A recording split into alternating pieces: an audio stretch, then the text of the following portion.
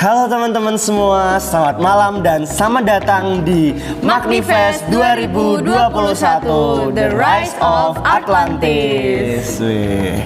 Naik bus ke Jati Asih, naik angkot pelan-pelan. Cakep. Kayaknya ada yang kurang nih kalau kita nggak kenalan. Jadi kenalin, nama aku Sani Deo dan rekan saya Keisha. Nah, pada hari ini kita akan menjadi MC untuk Day 2 Magnifest 2021. Kemarin kan kita udah lihat nih openingnya yang pecah banget. Berarti hari ini nggak boleh kalah keren dong. Ya bener banget nih Keisha. Soalnya hari ini tuh bakal ada talk show dari teman-teman kita, mahasiswa dan mahasiswi MKP Visipol UGM yang pastinya keren-keren banget. Nah, melalui talk show ini kita akan ulik bagaimana mereka menemukan dan mengembangkan bakat mereka hingga mereka bisa menjadi mahasiswa berprestasi seperti sekarang ini. Iya. Keisha, Apa? bentar. Kayaknya Kenapa nih? ada Kenapa yang nih? lupa banget nih. Apa tuh? Jadi di acara talk show ini kita bakal ada kuis yang hadiahnya lumayan banget nih. Wah, keren Ya, dong. jadi bakal bantu-bantu banget nih buat teman-teman yang ngekos yang sulit makan di akhir bulan. Betul, pengalaman ya sepertinya. Nah, kalau mau tahu hadiahnya apa, stay tune sampai akhir ya. Ya, jadi sebelum lanjut ke acara talk show, saya dan Keisha sebagai perwakilan dari Panitia Magnifest 2021 ingin mengucapkan terima kasih kepada BRI Works sebagai event partner yang telah membantu jalannya acara Magnifest 2021 ini. Yeay, terima kasih BRI Works. Nah, tanpa berlama-lama lagi, kita langsung aja jump into the talk show yang akan mengomongi tentang olahraga. Nah, mulai dari olahraga futsal hingga rugby. Oke, jadi kayak kita langsung aja ya. Teman-teman juga pada nggak sabar nih pastinya. Gak sabar Ya, banget. let's do the next section teman-teman. Nah, we're back now dengan narasumber-narasumber keren di sini gitu ya. Mahasiswa MKP ini kan mempunyai segudang prestasi ya nggak deh? Iya bener banget nih Kay. Jadi dua narasumber kita pada kali ini adalah siapa Kay? Penasaran banget nggak kamu? Penasaran dulu. Ya jadi di sini ada Rifki dan Baba. Lupakan. Ya. Jadi gimana nih kabarnya nih? Sehat. Gimana kabarnya? Ada Oke. kesibukan apa nggak belakangan Iya. ini gitu? Yang berhubungan sama olahraga nih. Ya masih kuliah penyesuaian lah karena masih semester 1 kan. Terus ya masih nyoba-nyoba organisasi yang ada di MKP, di Visipol, di UGM. Ya. Buat Mas Rifki gimana nih yang mahasiswa senior nih? Ya lumayan bisa dikatakan mahasiswa udah lumayan tua lah di Visipol. Palingan sibuk sekarang mungkin skripsian sama ada beberapa kegiatan karena kebetulan juga di tahun ini juga aktif di beberapa organisasi. Iya. Sibuk di sana juga. Oke, Jadi keren banget. aku juga mau spill sedikit nih background dari dua narasumber kita hari ini. Mulai dari yang pertama tuh Mas Rifki ini nama lengkapnya Rifki Pancasari Mardiansyah ya Mas? Ya, merupakan mahasiswa MKP angkatan 2018. Mas Rifki ini menekuni olahraga futsal dan sudah banyak sederet prestasi mulai dari juara 1 Liga Nusantara Regional Jawa Timur, juara 1 IPB National Futsal Championship, juara 1 Hydro Koko National Futsal Turnamen Regional Jawa Timur dan masih banyak lagi. Bener ya Mas? Benar. Ya, terus yang kedua ini nggak kalah keren nih. Ada Baba nih yang nama lengkapnya Rizvi Nahar Ilhamullah. Ini merupakan mahasiswa MKP angkatan 2021. Mas Baba ini merupakan atlet rugby guys yang memiliki segudang prestasi juga. Juara 1 Kejurnas Rugby U16, juara 2 Kejurnas Rugby U17 dan juara 3 Porda Cabur Rugby. Nah, kita langsung aja kali ya oleh satu persatu. Mungkin pertanyaan pertama nih bakal dipertanyain Iya. sama Kay ya. Iya, oke nih. Kita kan udah tahu kan tadi prestasinya banyak banget. Nah, mungkin bisa ditanya dulu ya kenapa alasannya gitu. Kenapa bisa menyukai dan mendalami olahraga tersebut? Kemudian bagaimana awal kisah mengenal olahraga tersebut? Mungkin bisa dimulai dari Mas Baba. Nah, itu dia. Kalau tadi pertanyaan pertama apa? Kenapa bisa menyukai dan mendalami olahraga tersebut? Kenapa aku ikut rugby itu karena yang pertama aku lihat potensi rugby di Indonesia itu. Awal pertama kali aku main kan tahun 2017. Nah di tahun 2017 itu DIY lagi gencar-gencarnya gitu, mau istilahnya dulu ada get into rugby, ngajak anak-anak SMP, SMA buat main rugby. Nah, terus di rugby itu kan diajarin ada banyak nilai-nilai ya, mereka sportivitas tuh dijunjung tinggi gitulah. Nah terus aku ikut latihan bareng di UNY, terus setelah itu ada kayak semacam program pertukaran pelajar kayak gitu. Nah dari pertukaran pelajarnya kebetulan ada di Jepang, terus ternyata setelah melalui proses rangkaian proses seleksi dan lain-lain terus kepilih, makanya sampai sekarang udah sekitar 4-5 tahunan main rugby. Oh iya, keren banget ya. Kayak lanjut ke Mas Rifki nih. Bisa. Mungkin sedikit berbeda ya sama Baba. Mungkin Baba kan karena ada unsur-unsur ya di rugby itu sportivitas atau apa. Mungkin kalau aku kenapa aku main futsal ya. Dulu mungkin awal itu aku awalnya itu tertarik dengan sepak bola karena ya, mungkin di lingkunganku itu belum tahu futsal itu seperti apa. Ya bisa dikatakan itu muncul secara organik lah kalau mungkin di sini ada teman-teman yang tinggal di kampung, mungkin kalau dulu setiap sore sebelum maghrib itu kan ada olahraga, nah itu kan mesti mainnya kan sepak bola. Iya. Nah dulu awalnya saya dari SD main ya sama teman-teman di kampungku, kemudian baru kenal futsal itu pas masuk SMP, itu ada ekstrakurikuler. Nah sebelumnya aku dulu di SD itu nggak tahu futsal itu apa, jadi cuma tahu sepak bola dan itu pun aku belajarnya dari SSB. Nah kemudian pas beranjak SMP itu ada ekstrakurikuler futsal, seperti apa futsal itu. Nah baru di sana aku tertarik belajar futsal. Nah keren banget nih, berarti kan kayak tadi Baba juga Mas Rifki udah nyeritain gitu ya mulainya dari mana, dan kayak emang mungkin udah lama ya, udah cukup lama ya menekuni olahraganya. Nah selama itu tuh ada tantangan atau kesulitan yang dialami nggak? Ya mungkin dari Mas Rifki ini ada struggle nggak sih? Kalau tantangan struggle-nya itu aku nggak pernah merasa selama aku belajar futsal itu menemukan tantangan ya, karena pun semisal aku ada TC atau apa latihan setiap hari itu ya karena itu hobiku, karena aku suka menjalaninya, ya aku senang-senang aja latihan atau apapun, dan menurutku tidak pernah menemukan tantangan apapun sih selama ini. Ya berarti kayak karena udah enjoy ya, gitu ya Mas ya, jadi nggak merasa terbebani gitu istilahnya. Mungkin kalau Mas Baba? Kalau aku kan di rugby itu kan mungkin teman-teman di sini juga belum kenal dekat gitu ya sama olahraga rugby. Di Indonesia juga belum terlalu populer, makanya itu struggleku yang sangat kurasakan di awal-awal main rugby itu, kita memang nggak dapat support dari banyak pihak gitu. Kita benar-benar olahraga yang independen, karena dulu kan belum masuk di KONI, terus belum ada di Porda, belum ada di PON gitu. Nah terus akhirnya di tahun 2018 itu rugby diakui gitu di KONI, jadi akhirnya mulai ada support. Sebelum itu kita cari lapangan tuh masih pindah-pindah, dulu di GSP, terus pokoknya ada lapangan kosong kita main. Terus bola juga paling urunan dari kas iuran setiap latihan datang gitu.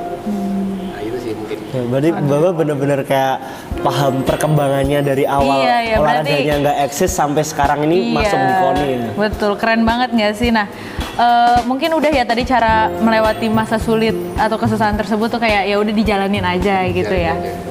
Nah mungkin ke pertanyaan selanjutnya aja, ada nggak sih pengalaman unik atau memorable banget yang berkaitan dengan olahraga yang mas-mas ini tekuni gitu, misalnya dalam perlombaan atau pertandingan gitu, yang kayak apa ya, yang menarik aja gitu untuk diceritakan ke penonton-penonton di sini. Mungkin bisa dari kayak Baba dulu aja nih. Ceritanya banyak. Ya bisa cerita lucu juga gitu ya. Kalau cerita ya mungkin yang ke Jepang itu jelas pengalaman yang nggak bisa dilupakan ya, karena sekitar 2 minggu di Jepang itu kita main rugby bareng-bareng dari semua negara ASEAN sama Timor Leste dan Jepang. Tapi selain itu mungkin kan dari Jepang ini aku pulang dari Jepang ditugaskan sama pihak Genesis ya, yang memberikan pertukaran pelajar itu buat bikin klub rugby di sekolahnya masing-masing. Dan ternyata circle terdekatku di SMP dulu itu pada mau gitu ikut rugby. Nah, terus suatu saat kita ikut ke Jurnas U16 itu tadi yang disebutkan di awal.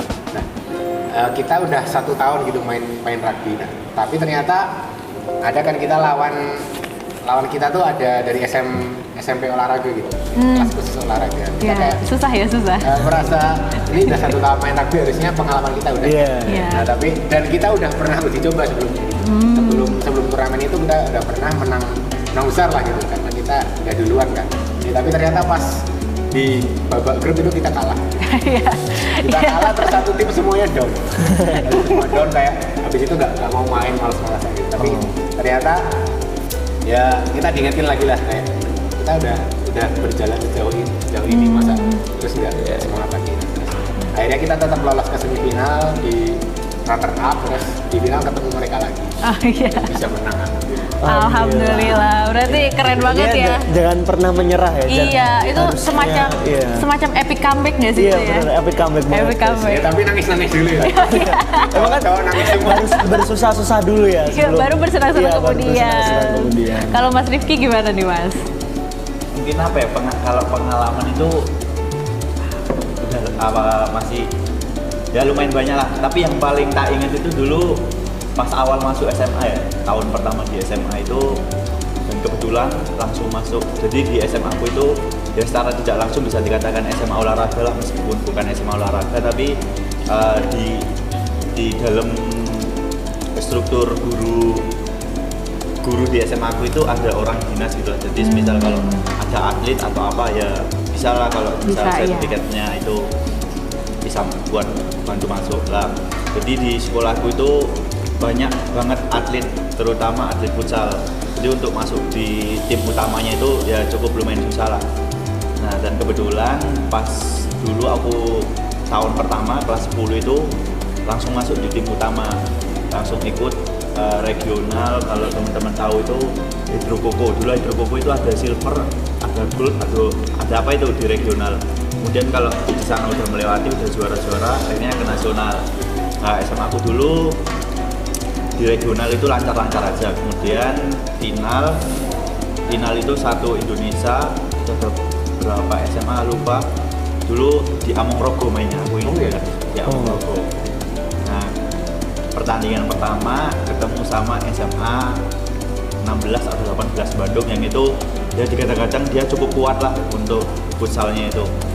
Nah, pertandingan pertama ketemu SMA Bandung, di situ seri, terus kemudian ketemu lagi di final. Nah, kebetulan pas itu lolos final. Terus kemudian seri lagi, bahkan sampai penaltian itu pun seri. Jadi kalau di futsal itu kalau semisal pertandingan seri lanjut penaltian seri, itu ada namanya itu apa sih, kayak ya istilahnya kalau anak futsal ngomongnya itu dendet. Jadi toss koin itu, jadi misal lapis apa gol itu. Nah itu padahal itu di SMA, di tim SMA aku itu dapat nendang. Dan kalau di futsal itu kalau udah penaltian dapat nendang itu ya 70-30 lah, itu kesempatannya itu 70 si penendang, 30 kiper. Lah pas toss koin itu kita dapat nendang. Bah, kita udah dapat nendang ya.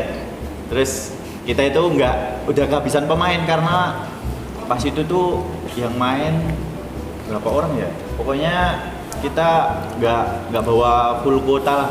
Soalnya ada kuotanya yang dikasih guru juga. Nah, pas sudah itu kita udah dapat nendang, tapi pemain kita masih dorong-dorongan, nggak ada yang berani nendang. Siapa yang nendang? Tegang gitu ada ya. Satu orang berani tau dia, ya berani diri sih menurutku. Berani diri, pas nendang ternyata nggak gol. Padahal kalau gol itu kita udah berangkat Thailand. Soalnya kalau hidro kan gitu, dari regional, nasional, kemudian berangkat Thailand. Tapi ternyata ya belum, jadi kadang belum rezeki lah. Ini tuh sih pengalaman yang tak terlupakan di futsal. Seru-seru banget ya ini pengalamannya. Iya, karena kayak ada yang epic comeback, ada juga yang mungkin belum rezekinya. Nah, pertanyaan. Oke, kayak ada pertanyaan berikutnya nih. Selanjutnya. Jadi ada nggak sih benefit atau keuntungan yang didapatkan dalam menekuni olahraga ini, dan dampaknya bagi kehidupan sekarang dan masa depan tuh apa sih? Benefit apa ini dalam Ya, dalam harian lah, dalam overall lah. Mungkin perubahan dalam lifestyle Iya. atau mungkin semacamnya. Ya, jadi punya kesempatan untuk Iya, kesempatan untuk tergabung untuk di kompetisi-kompetisi berprestasi lain. lebih gitu. Mungkin aku bisa dulu ya. Iya. Iya. Kalau benefit yang aku rasain selama aku main futsal itu kalau dijelasin semua kayaknya nggak kelar-kelar mungkin ya. Itu Iya. yang paling berdampak banget lah. Salah satunya itu aku masuk SMA dulu. SMA aku kan kebetulan aku dulu dari kota asalku itu Gresik. Oh. Gresik itu di sebelah Surabaya lah kalau teman-teman tahu. Nah, dulu itu rumahku itu masih bukan yang di kota tapi yang di perbatasan, yang di pinggiran perbatasan Mojokerto. Nah, untuk sekolah di kota itu ya bisa dikatakan cukup susah lah karena saingannya itu ya bisa dikatakan cukup susah untuk mengalahkan teman-teman dari SMP terutama Pasti. swasta atau SMP 1 di sana. Iya. Tapi karena aku sedari SMP itu udah aktif futsal dan beberapa kali itu juga juara, jadi aku masuk SMA pun itu masuk jalur prestasi, jadi tanpa tes. Terus kemudian setelah SMA pun ya puji Tuhan aku di UGM juga. Kalau teman-teman kan mungkin SNM mungkin modal nilai ya. Iya. Saya lebih beruntung lagi, saya modal nendang bola aja masuk UGM. Oh iya. Gitu. Wah, berarti Itu sih benefit yang tak rasain. Tapi itu kan malah lebih sedikit ya orang-orang yang punya kualitas untuk masuk UGM dari jalur itu tuh. iya, ya jalur nendang bola doang gitu ya. Iya. Iya, ada ya ternyata. Nah, kalau misalkan dari Baba sendiri gimana, Mbak? Kalau yang tadi kan di akademik, kalau secara akademik sih ya sih, mendukung akademik gitu ya. Iya. Menurutku ya buat aku dan teman-temanku sih, karena kalau misalkan perlombaan kayak gini kan setim. Iya. Nah, itu pas kita SMP juara 1 itu jadi setim tuh bisa paling enggak dapat tambah nilai semua. Kalau yang di akademik gitu. Tapi kalau mungkin aku mau nge-highlight yang di sisi kehidupan sehari-hari ya. Secara general mungkin nggak cuma di olahraga rugby atau futsal atau ya apapun lah. Itu menurutku olahraga itu membuat apa ya? Olahraga kan bisa dilakukan tuh semua ya lah. Kita lari juga olahraga gitu. Nah, tapi yang jelas tuh olahraga itu bikin sehat, terus bikin seneng. Iya. Nah, terus sama kalau di rugby sendiri aku dapat kebetulan banyak ilmu yang dikasih sama coach tentang recovery system, tentang pentingnya tidur, terus tentang gimana kita maintenance tubuh kita, pembentukan otot, terus makan yang benar kayak gimana. Kayak gitu sih, mungkin ya buat membentuk healthy lifestyle tuh olahraga itu sangat penting. Iya, pasti sih. Iya. Seperti investasi untuk investasi masa untuk depan ya. Karena nggak ada kan yang mau sakit, nggak ada yang mau susah-susah ketika Iya, tua. betul. Makanya sisakan waktu sedikit nih buat olahraga ketika masih muda dan kuat ya. Iya. Ya oke, jadi ada pertanyaan berikutnya nih. Jadi apa sih ekspektasi dan mimpi terhadap olahraga yang kalian tekuni sekarang buat kedepannya? Dan ada nggak sih, pernah nggak kepikiran buat ini bakal jadi profesi kita? Atau emang ini cuman buat ngisi hobi dan untuk jadi juara? Iya. Mungkin Secara personal berarti ya, Bu? Iya. Iya. Kalau secara personal sih, karena aku udah mungkin punya pengalaman banyak di rugby, aku nggak mau berhenti gitu aja gitu. Iya. Ya walaupun tidak menutup kemungkinan nanti gimana ke depan. Tapi yang aku susun sekarang, kemarin sebetulnya ada kesempatan buat ikut puslada di PON gitu, PON kemarin Papua. Tapi karena kemarin kelas 12 kan, aku nggak bisa ikut karantinanya sama mereka karena ya tuntutan akademik kelas 12 teman-teman tahu lah. Iya, pasti semuanya ngalamin. Aku baru ikut puslada itu bulan Maret, jadi cukup terlambat lah kalau dibandingkan teman-teman yang lain. Jadi di akhir belum bisa ikut berangkat. Nah, tapi karena masih muda juga kan, nah terus 2024 tuh ada PON lagi. Nah, ya aku berharap 2024 umurku baru 22 tahun bisa langsung mewakili DIY. Ya. Ikut berangkat di PON Amin, amin. Semuanya aminin ya penonton-penonton. Calon atlet. Iya. Kalau dari Mas Rifki gimana nih? Kan udah mahasiswa senior gitu ya. Kedepannya mau gimana? Mungkin nggak beda jauh sama Baba ya, tapi kan Baba ada pandangan ke depan untuk karir di rugby sendiri. Nah, mungkin kalau aku ya menurutku sendiri kalau di umurku sekarang ini untuk berbicara futsal sebagai karir atau profesi itu mungkin bisa dikatakan cukup terlambat lah. Dan itu pun aku juga pernah melewati juga, dimana aku harus memilih antara karir sama akademik. Jadi dulu pas itu momennya itu pas lulus SMA itu ya aku dapat pilihan mau ke Jogja kuliah atau tetap di sana kuliah di swasta tapi masih nerusin untuk berkarir. Nah akhirnya karena aku memilih Jogja, jadi mau nggak mau ya aku harus memilih akademik, dimana aku harus mengesampingkan futsal itu sendiri. Tapi ya aku komitmen lah, atau ya aku berjanji sama diriku sendiri kalau semisal sampai kapanpun aku nggak bakal kayak ninggal futsal, karena ya kayak tadi aku masuk SMA, masuk kuliah itu juga karena futsal. Bahkan yang menyambung tadi itu ya aku baru pertama kali bisa keluar negeri juga karena futsal. Itu karena futsal UGM ke Malaysia. Jadi ada UKM sepak bola dan futsal itu kan emang agenda tiap tahun itu, antara sepak bola itu ke Cina, futsal itu ke Malaysia. Itu mengikuti turnamen di universitas sana. Keren banget ya. Keren Berarti banget, kayak banyak apa ya, pilihan-pilihan sulit yang emang harus diturunin. Iya, emang harus diturunin. Tapi nggak perlu dilepas gitu ya kan, karena masih bisa jadi hobi gitu. Ya, ini ada pertanyaan terakhir nih. Ini pertanyaan lebih ke nanyain saran ya. Saran apa sih, saran yang saran untuk teman-teman MKP lainnya yang mungkin ada minat, bakat, atau potensi dalam bidang olahraga tapi masih malu dan menutup diri untuk mengembangkannya? Ya kalau saran saya, ya kalian nyari informasi sebanyak mungkin tentang apa itu yang kalian minati atau bakat kalian, kemudian join UKM.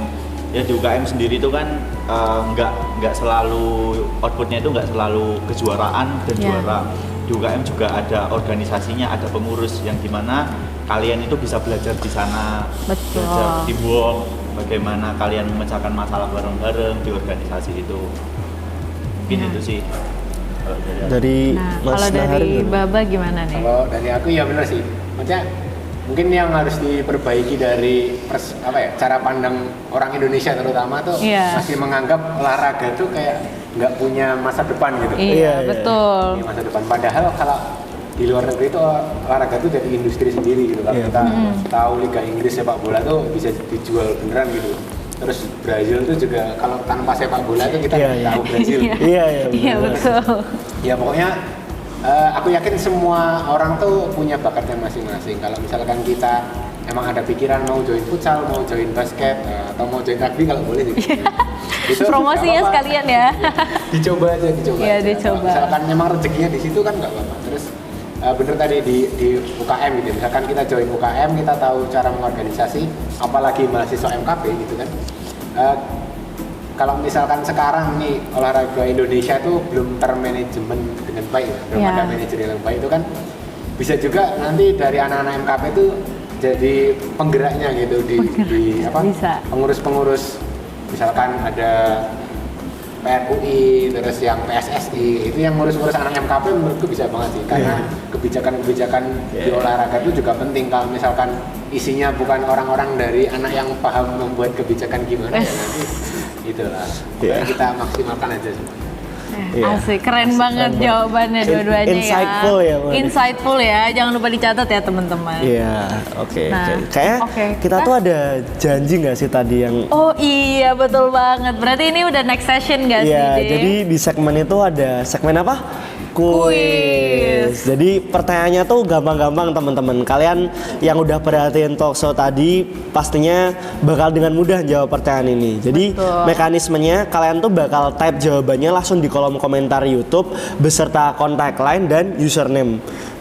Username Instagram kalian, dan jadi nanti kontak terus habis itu underscore dan username Instagram biar nanti bisa kita hubungin buat pemenangnya ya. Nah itu juga berlaku untuk hadiahnya juga ya deh, kan ini kuis berhadiah ya guys, jadi perlu banget untuk tahu identitasnya.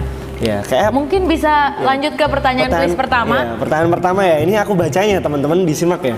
Jadi pertanyaannya adalah apa tema acara Magnifest 2021 ini? Nah, oke, bisa ditaruh jawabannya, yang tahu jawabannya bisa ditaruh di kolom komentar. Dan juga pertanyaan kedua, aku bakal sebutin pertanyaan kedua dari narasumber yang tadi, siapa yang berprestasi dalam bidang rugby. Nah, bisa ditulis di kolom komentar ya namanya. Masih ada di sini nih, mumpung masih ada di sini. Iya, oke. Oke. Iya, kuisnya juga cuma 2 pertanyaan ya. Oh iya, udah selesai. Sebelumnya ya, kita harus terima kasih dulu nih ke Iya, harus terima kasih orang-orang luar banget. biasa yang udah kita wawancarai, udah ada di talk show. Tepuk Buat tangan virtual Mas Rifki semua. dan Mas Nahar ini udah nyempatin waktu buat datang ke sini buat memotivasi, memberi inspirasi buat teman-teman ya, Keisha. Iya, terima kasih banyak ya Mas Rifki dan Mas Baba juga. Ya, terima kasih teman-teman yang udah nyempatin waktu buat nonton talk show pada malam hari ini. See you on the next one. Bye. Halo semua, kembali lagi bersama saya Keisha sebagai MC Talk Show Magnifest 2021 dan rekan saya Deo yang kayaknya agak berubah gitu ya penampilannya. Siapa nih? Oke. Siapa nih? Sebelumnya perkenalkan, namaku Sandra. Aku di sini gantiin Deo bentar aja untuk di sesi yang seru ini. Oke, Oke. kita mau ada apa nih, Kay? Kita mau ada talk show yang gak kalah menarik. Nah ini dari narasumbernya udah terlihat ya cantik-cantik semua Betul gitu bisa. banget. Apa kabar nih semuanya? Baik. Oke. Oke, nah mungkin bisa kenalan dulu dari nama dan angkatan mulai dari Mbak Galuh. Oke, perkenalkan teman-teman, nama aku Galuh Kirana Dewi, biasa dipanggil Galuh, aku dari MKP Angkatan 2019. Oke, lanjut ke yang paling tengah ini, yang cantik sendiri nih. Oke, aku Anugerah Sasi Raya, biasa dipanggil Sasi, aku dari MKP Angkatan 20. Oke, lanjut. Halo semua, aku Alia Zahra, biasa dipanggil Alia. Aku sama kayak Sasi dari angkatan MKP 20. Oke. Tadi kan udah perkenalan singkat nih. Sekarang Iya. aku mau nge-spill dikit nih. Oke, aku mau nge-spill dikit tentang background dari masing-masing narsum ini. Mulai dari Mbak Alia dulu nih. Mbak Alia itu berpengalaman dan mempunyai apa ya namanya?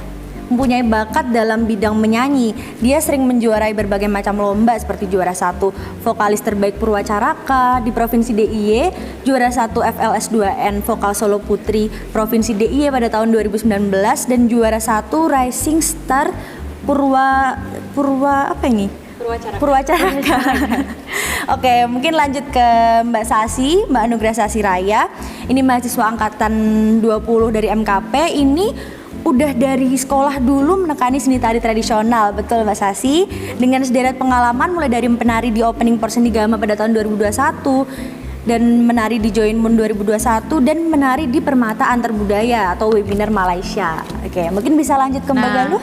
Aku di sini mau nge-spill backgroundnya dikit nih tentang Mbak Galuh. Mbak Galuh ini nama lengkapnya Mbak Galuh Kirana Dewi ya Mbak ya, yang merupakan mahasiswa MKP angkatan 2019. Mbak Galuh ini sudah berkecimpung di dunia teater sejak memasuki tingkat universitas. Bisa kita lihat dari pengalamannya mulai dari menjadi talent drama di PPSMB 2020 dan juga di Teater Gajah Mada 2021 serta bahkan menjadi asisten sutradara di Teater Gajah Mada 2021 dan masih banyak pengalaman lainnya. Keren banget Menarik gak sih? sekali ya. Oke, Iya. udah nih. Kan Oke. tadi kita udah sempat bacain tuh pengalaman dan achievement apa aja nih dari para pendatang kita, para narasumber kita. Oke, mungkin sekarang kita bisa ulik lebih dalam lagi nih, Kay.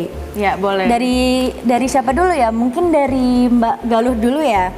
Oke, gimana sih Mbak ini bisa mulai menekuni seni yang udah disebutin tadi dan alasan kalian menyukai dan menekuninya tuh apa? Oke, kalau dari aku sendiri, aku pakai aku aja biar santai. Iya, iya. Oke. Kalau dari aku sendiri sebenarnya aku sangat mendalami banyak bidang seni. Kalau dari SD sendiri aku udah modern dance, terus makin ke SMP aku mulai masuk teater, aku mulai nyanyi, aku mulai nari tradisional juga. Tapi aku lebih fokus ke teater. Habis itu aku dari SMP, SMA dan Univ aku mulai mendalami teater. Jadi kalau ditanyain soal awal suka teater itu apa? Karena apa ya, di teater itu kita bisa ngeluarin emosi kita bisa menjadi orang lain yang bukan diri kita. Jadi try new thing gitu. Jadi itulah kenapa aku mulai suka sama teater kayak gitu. Keren banget sih Anak seni banget jawabannya. ya. Iya makanya dari dulu udah berkecimpung di bidang seni. Oke, mungkin bisa lanjut ke Mbak Sasi nih.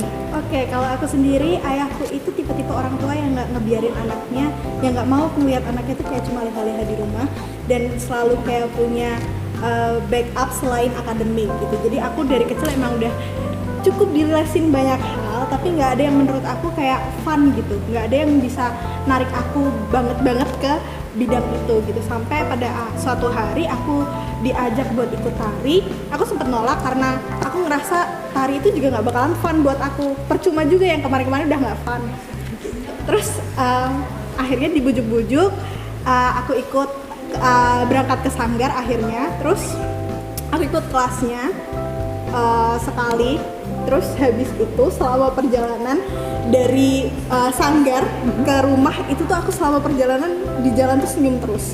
Kayak aku tuh di jalan bisa senyum terus, dan aku kayak langsung mikir, kayak langsung dalam hati itu bilang aku suka ini, I like it. Jadi aku kayak nemuin funku di tari dari pertama kali aku nyoba tari. Asik banget, menarik banget. Iya, menarik banget ya, apalagi dari tadinya dorongan orang tua gitu bisa jadi hobi juga ternyata ya. Keren banget. Kalau Mbak Alia gimana nih? Kalau dari aku sendiri sebenarnya dulu kan mamaku itu sering banget jadi juri menyanyi gitu ya buat anak-anak kecil maupun anak dewasa gitu. Terus kemudian suatu hari waktu mamaku kerja, aku dibawa nih, aku inget banget kayaknya itu di Amplas gitu ya. Dibawa mamaku, ternyata aku kan bukan peserta ya, tapi tiba-tiba aku naik tuh ke panggung nyanyi aja, gak tau nih anak pedenya kayak apa gitu, padahal mamanya jurinya gitu.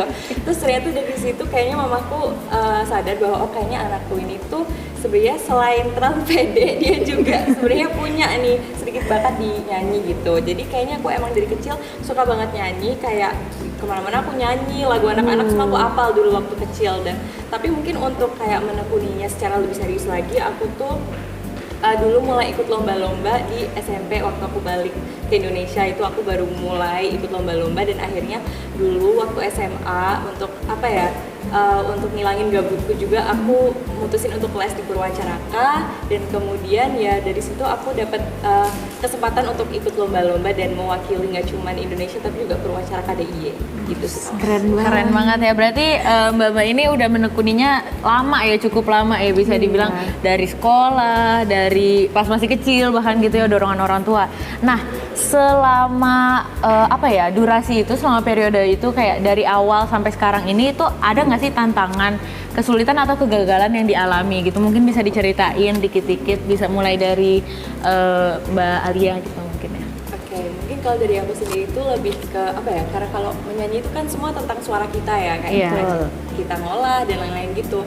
Kalau dari aku sendiri mungkin tantangannya selama ini mengenali karakter suara aku sih, karena kan pastinya tiap orang beda dan tantangannya tuh di situ. Jadi sebenarnya suara aku tuh sampai nyanyiin lagu itu nada apa aja sih, terus mungkin kira-kira karakter vokal aku tuh cocoknya di genre apa, itu mungkin yang merupakan salah satu tantangan dari aku, karena sampai sekarang pun aku masih stuck di pop gitu, aku belum bisa terlalu keluar dari pop ataupun jazz.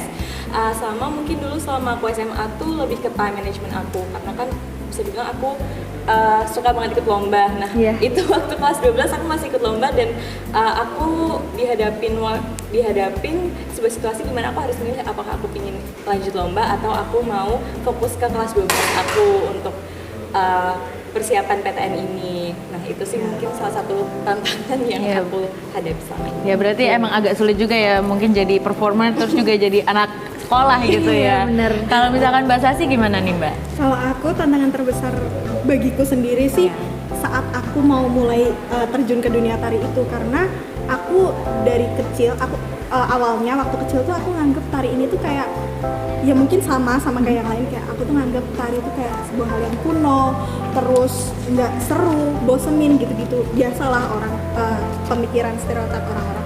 Cuma makin kesini kok aku makin sadar kayak tari tuh beda sama pandangan aku yang awal gitu sih. Jadi di situ tantangan terbesar aku buat terjun ke dunia. Berarti kayak mindsetnya gitu ya untuk memulai. Oke, kalau misalkan lanjut, dari Mbak Galuh mungkin? Oke, kalau teater itu setiap pementasan pasti ada aja tantangannya. Kalau dari aku sendiri, tantangan terbesar itu adalah bagaimana kita mendalami suatu naskah. Nah, di dalam naskah itu kan pasti ada suasananya seperti apa, belum lagi talent yang kita perankan itu seperti apa dan sebagainya. Belum lagi nanti kalau misal aspek-aspek yang lain. Itu kalau kita terjun di dalam sebuah cerita. Nah, kalau kita di tim produksinya itu juga lebih sulit lagi, karena kita harus tahu orang-orangnya kayak gimana, kita harus tahu pengeluaran, pendapatan dan sebagainya. Kita harus tahu tata panggung, tata ruangan syuting dan sebagainya. Dan yang paling sulit itu adalah tantangannya ngatur mood juga sih, karena mood kadang mood-moodan. Dan kayak yang dibilang Alia tadi, time management itu, wah apalagi anak kuliahan jadi ya agak nyambi-nyambi kayak gitu sih. Iya, Kayak gitu. aduh, betul banget sih tadi udah disebutin kan tantangan-tantangan apa aja sih sama masa-masa sulit yang pernah kalian lewatin. Nah, aku penasaran nih, tadi mungkin sempat disinggung dikit juga gini, aku penasaran gimana sih cara kalian tuh ngelewatin masa-masa sulit itu dan akhirnya tetap tekun ke bidang itu sampai sekarang gitu. Mungkin dari Mbak Galuh dulu. Oke, kalau buat aku yang paling penting adalah apa ya, rasa cinta sih, rasa cinta dan kemauan itu sendiri. Soalnya karena aku udah cinta banget sama teater dan semua dunia, pokoknya dalam teater tuh aku udah cinta banget. Itu yang membuat aku, mendorong aku untuk terus melewati tantangan-tantangan itu. Apalagi dengan adanya cinta itu otomatis kita bakal ada kemauan buat berjuang. Jadi kesulitan macam apapun itu, ya udah kita harus ngejalanin no matter what gitu, kayak gitu. Kalau aku itu sih. Oke, mungkin bisa dilanjut. Oke, kalau aku juga setuju banget sama Mbak Galuh tadi karena apa ya? Karena aku tuh udah suka banget nih sama tari. Aku udah jiwaku tuh udah tari banget gitu. Jadi seberapa capek aku nari, seberapa sering aku mengeluh tentang tari, tapi aku tetap kayak ya gimana? Aku emang suka ini, aku harus jalanin ini gitu. Oke, berarti dari Sasi dan Mbak Galuh tadi sama-sama udah passion di situ ya. Iya benar, kalau udah enjoy udah nggak kerasa lagi tuh pegel-pegel gitu ya. Betul banget ya. Oke, lanjut ke Mbak Alia. Oke, mungkin aku juga kurang lebihnya sama ya kayak Sasi sama Mbak Galuh. Cuman sebelum kita sadar itu passion kita, menurut aku yang paling penting adalah we need to find our purpose. Kenapa kita akan menekuni bidang ini? Karena tentunya selain passion itu nggak datang sendiri gitu kan. Kita juga harus tahu apakah ini cuman aku pengen ngejalanin sebagai hobi aja atau aku pengen karir aku seperti ini. Menurut aku itu salah satu hal yang penting, dan mungkin apa yang menjaga aku selama ini untuk aku tetap tekunin bidang ini adalah support dari orang-orang terdekat aku, terutama dari keluarga aku gitu sih. Karena kan namanya manusia pasti ada ya dimana masa-masa kita ngerasa insecure gitu dengan sebenarnya aku nih oke beneran gak sih, atau orang-orang ini cuma ngomong doang gitu kan, kadang ada yang benar. gitu. Jadi menurut aku dukungan dari orang tua dan teman-teman terdekat itu penting banget.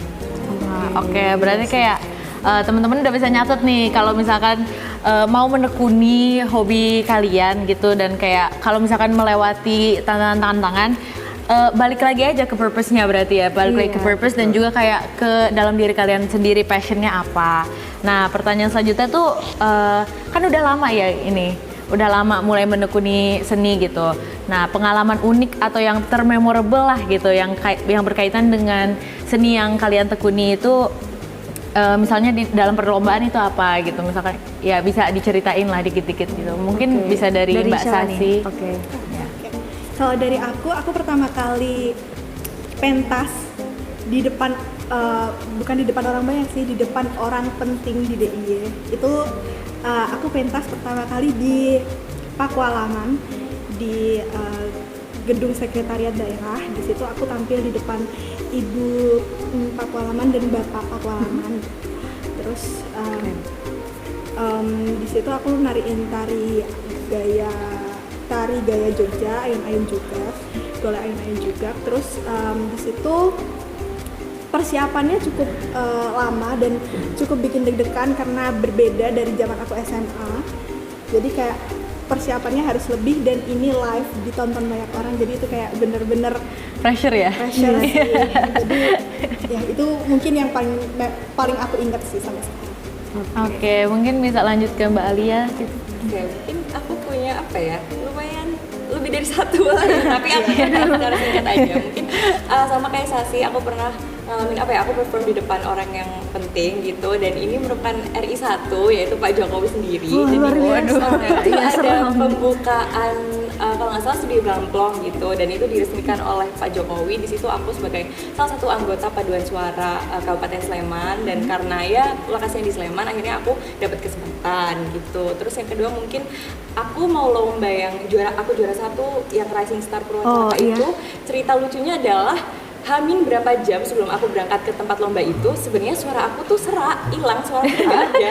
Akhirnya diasupin lah, namanya orang tua ya, bunda tua ya, kayak kamu minum ini, semua aku minum dan dalam perjalanan pun suaraku tuh masih nggak ada gitu loh.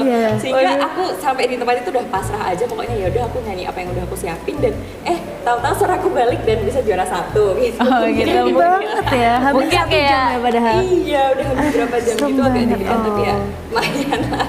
Lumayan lah ya dapat juara 1 gitu ya. Bukan lumayan lagi gitu, keren banget dong. Betul banget. Kalau misalkan Mbak Galuh gimana nih? Mbak? Oke, kalau aku menarik secara general aja ya, kayak tiap pentas kan pasti bakal beda-beda tuh perannya kayak gimana. Nah, aku tuh uniknya malah ketika kita dalamin masing-masing naskah ini loh, kan otomatis aku harus meranin. Aku pernah jadi biduan, pernah jadi penyanyi dangdut kayak gitu. Walaupun itu cuma drama audio, tapi itu kayak aku harus bisa cengkoknya dan sebagainya. Belum nanti aku kalau jadi ibu-ibu galak, ibu-ibu kayak tetangga yang ala-ala yang dia tau lah ya, ibu-ibu tetangga kayak gitu. Terus mendalami juga jadi apa ya waktu itu aku jadi kayak perempuan yang jablay kayak gitu juga pernah. Terus jadi perempuan yang ya pokoknya kayak gitu lah, pokoknya kayak unik-uniknya tuh karena kita mencoba untuk menjadi orang lain yang bukan kita. Itu bener-bener menarik tersendiri sih kalau buat aku kayak gitu. Oh gitu. Iya, berarti kalau misalnya masuk teater tuh harus bisa fleksibel juga ya. Harus siap tuh pasti. Iya. Oke. Aku penasaran dikit nih sama Mbak Galuh. Tadi kan Keisha sempat mention kan kalau Mbak Galuh tuh juga pernah menjadi asisten sutradara. Nah itu aku sempat penasaran nih gimana sih awal mulanya Mbak Galuh yang cuman jadi talent terus bisa menjadi sutradara terus mendirect pentas dan film yang ada, itu gimana tuh Mbak? Oke, jadi kalau kebetulan kan kalau di UKM TGM sendiri, Teater Gajah Mada itu kan memang dibebaskan ya. Kalian mau jadi talent, kalian mau jadi tim produksi yang seperti apa itu dibebaskan. Nah kebetulan I want try something new dan aku mencoba buat aku bismillah, aku asisten sutradara gitu kan. Begitu nyoba tuh kayak wow. Berat ya? Berat banget cuy, kayak kalau semisal talent kan kayak oh yaudah naskah kalian gini ya perannya gini. Kalau asisten sutradara tuh bener-bener kayak kalian harus kenal kayak tadi itu yang aku sebutin di awal, kalian harus kenal orang-orangnya, kalian harus tahu cara ngatur set yang seperti ini seperti itu, kalian harus tahu shot kayak gini, kayak harus bikin shot list, master breakdown dan sebagainya kayak wow, ya cari pengalaman tapi wow that's amazing buat aku. Keren banget. Tapi keren banget sih, maksudnya kayak tipis-tipis untuk pengalaman gak sih? Tapi walaupun bentar agak nih. nekat ya. Oke, bentar nih Kay, aku penasaran banget. Coba apa tuh? boleh ini nggak Mbak potongan dialog gitu? Coba contohin gitu. Penasaran nih gitu ya. Mau apa aja deh, mungkin yang menantang gitu. Mau yang biduan loh? Oh boleh. Boleh coba. Bisa dikit mungkin aja. Oke. Penyanyi itu yang penting itu bukan suaranya, tapi goyangannya mas. Kayak gitu, oh my god. aduh, tepuk tangan dulu teman-teman. Tepuk tangan keren banget sih. Jadi teman-teman bisa lihat kan talentnya itu di mana ya, berarti. Makanya parah banget sih ini. Aduh beneran mendalami ya. Pecah Kay. gak sih? Makanya keren banget sih. Nah, oke, pertanyaan selanjutnya nih, ada nggak sih benefit atau keuntungan yang kalian dapatkan dalam dari seni yang kalian tekuni? Misalnya kayak dampaknya bagi kalian dalam sekarang dan di masa depan gitu. Mungkin kayak dalam perubahan lifestyle atau mungkin pengalaman dan lain sebagainya. Bisa dimulai dari Mbak Alia? Oke, mungkin kalau dari aku sendiri benefits paling besar yang aku rasain tuh apa ya, aku bisa mengembangkan diri aku dan kapasitas aku dalam bakat aku sendiri gitu, dan aku merasa aku menjadi I'm a better person karena I'm more productive gitu. Jadi daripada aku gak ngapa-ngapain, ya udah aku emang menghasilkan karya, terus aku juga ikut banyak perlombaan, jadi aku dapat banyak pengalaman dan juga tentunya banyak banget teman-teman baru gitu sih kalau dari aku. Berarti banyak juga ya benefitsnya ya yang didapat dari kayak nyanyi gitu. Kalau misalkan Mbak Sasi? Oke, kalau dari aku sendiri, aku ngerasa aku jadi lebih cinta nih sama budaya Jawa gitu. Tapi nggak menutup Jawa aja, karena aku juga semakin semakin aku gede, aku kayak semakin sadar kalau budaya Indonesia tuh ternyata banyak banget dan beragam gitu, dan menarik semua buat dipelajarin. Itu sih yang buat aku kayak satu langkah lebih dekat untuk mempelajari budaya-budaya yang ada gitu. Sama benefitnya aku ini sih bisa ketemu banyak orang, bisa kenal banyak orang, terus Mungkin itu aja. Oke. Berarti di situ-situ aja ya, maksudnya kayak bisa dapat banyak relasi gitu lah Benar. ya Sama ini istilahnya. sih yang paling penting bisa semakin cinta sama budaya sendiri. Iya, itu yang paling indah ya. Kalau misalnya dari Mbak Galuh nih, Mbak. Mungkin aku kayak agak nyerempet Alia sama Sasi sih. Pengalaman lebih produktif, nambah relasi, dan kalau buat aku sendiri aku jadi melihat segala hal tuh lebih dalam. Jujur. Kayak gitu. Gives another perspective aja gitu ya. Iya. Aduh. Oke. Oke, tadi kan udah disebut nih. Sekarang aku mau nanya satu pertanyaan lagi nih, pertanyaan terakhir. Nah, ada nggak sih saran untuk teman-teman MKP yang mungkin mereka tuh sebenarnya punya bakat, minat, mereka tuh pengen ngembanginnya, tapi mereka nggak tahu gimana caranya, atau mungkin masih dalam tahap mencari gitu. Ada nggak sih saran dari kalian gitu? Mungkin dari Mbak Sasi dulu? Oke, kalau aku jangan pernah takut buat nyoba. Karena pasti langkah pertama tuh berat, karena aku pun juga berat untuk mulai tari ini. Tapi percayalah, coba semuanya dulu. Siapa tahu dari kalian nyoba banyak hal itu, ada satu yang benar-benar kalian tuh kayak jatuh cinta dan kalian bisa terjun langsung untuk nekunin lebih dalam. Gitu sih. Oke, berarti nggak boleh takut ya intinya. Iya. Oke, mungkin lanjut dari Mbak Alia dulu aja deh. Oke, mungkin kalau dari aku selain yang dari Sasi, aku mau nambahin jangan takut untuk bertanya, karena pastinya kalau misal kalian mempelajari suatu hal baru itu kita belum tahu tentang segala hal di bidang itu kan pastinya. Jadi kalau ingin tahu, menurut aku jangan lupa untuk bertanya, selain jangan takut untuk mencoba gitu. Sama mungkin ini kalian sering banget dengar dan mungkin kayak udah bosen, tapi don't be afraid to make mistakes, karena itu penting banget. Aku pun kayaknya aku ngerasa aku nggak bakal bisa berkembang kalau misal aku tidak mengalami masalah atau tidak melakukan mistake itu. Jadi menurut aku itu juga penting gitu. Oke, dari Mbak Galuh sendiri gimana nih Mbak? Dua yang disebutin tadi udah penting banget ya gengs. Jangan takut buat nyoba, jangan takut buat nanya, dan jangan apa tadi Alia yang ketiga? Jangan takut buat salah. Nah, jangan takut buat salah. Nah, yang paling penting tuh percaya sama diri sendiri. Karena kalau nggak percaya sama diri sendiri, percayalah kamu akan kalah dari dunia. Kayak gitu. Keren banget. Keren banget, bisa dicatat ya semuanya ya. Penonton-penonton bisa dicatat nih saran-sarannya benar gitu. Nah, tadi kan kita udah di penghujung acara nih, kita udah dengerin narsum-narsum inspiratif gitu. Abis ini bakal ada sesuatu yang keren nih Kay. Iya, pasti keren banget. Ada quiz ya, Iya, kita ada quiz nih. berhadiah. Hadiahnya bisa dipakai untuk apa aja, terserah ya. Untuk mekanisme jawabnya masih sama seperti segmen sebelumnya. Kalian bisa langsung aja type jawaban di kolom komentar. Kolom komentar itu beserta kontak line atau username IG kalian. Jadi nanti nulisnya kontak _ jawabannya. Nanti panitia kita akan melihat siapa yang paling cepat dan akan menjadi pemenangnya. Kemudian pemenangnya akan dikontak oleh panitia, oleh pihak panitia langsung ya. Oke, bisa mulai dari pertanyaan pertama. Oke, betul banget. Pertanyaan pertama dari aku ya. Oke, semuanya siap-siap ini dengerin terus cepet-cepetan ya. Pertanyaan Iya nih. pertama, selain talk show olahraga dan penampilan seni, pertunjukan apa aja yang ada di Magnifest ini? Oke, Bisa langsung di-type bisa ya langsung semuanya. komen ya semuanya di bawah. Nah, oke, pertanyaan selanjutnya. Ini acara apa sih yang akan dilaksanakan besok di hari ketiga yang tujuannya untuk memperkenalkan MKP UGM ke adik-adik SMA? Gampang banget tuh pertanyaannya. Kayaknya Ayo. kita akan melihatnya secara langsung besok ya, Iya, bisa iya, ditunggu bener besok ya. Oke, langsung aja type di bawah ya guys. Oke. Oke, kemudian saya mewakili MC mengucapkan terima kasih, juga maaf kalau misalkan ada kesalahan dalam perbuatan maupun perkataan. Untuk teman-teman juga terima kasih udah menonton, untuk narasumber juga terima kasih udah dateng ya mbak-mbaknya semua. Sebelum itu jangan lupa Kay, ada Mbak cantik di tengah ini yang mau ngasih sesuatu. Iya, betul banget nih, aku sampai lupa. Pasti pada nggak sabar nih. Pasti nggak sabar ya ngeliat Mbak cantik bisa ini. Tebak nggak? Ada yang bisa debat udah mau ngapain ya? Udah Kira-kira. siap nih. Oke. Gak mungkin pidato. Iya makanya. Betul. Oke, langsung aja kita sambut kali ya, Kay. Oh Gimana? iya bisa. Oke. Lanjut aja langsung aja kita sambut. Oke, kita gimana nih? Kita hitung dulu kali ya. 1, 2, 3. Kak Sasi.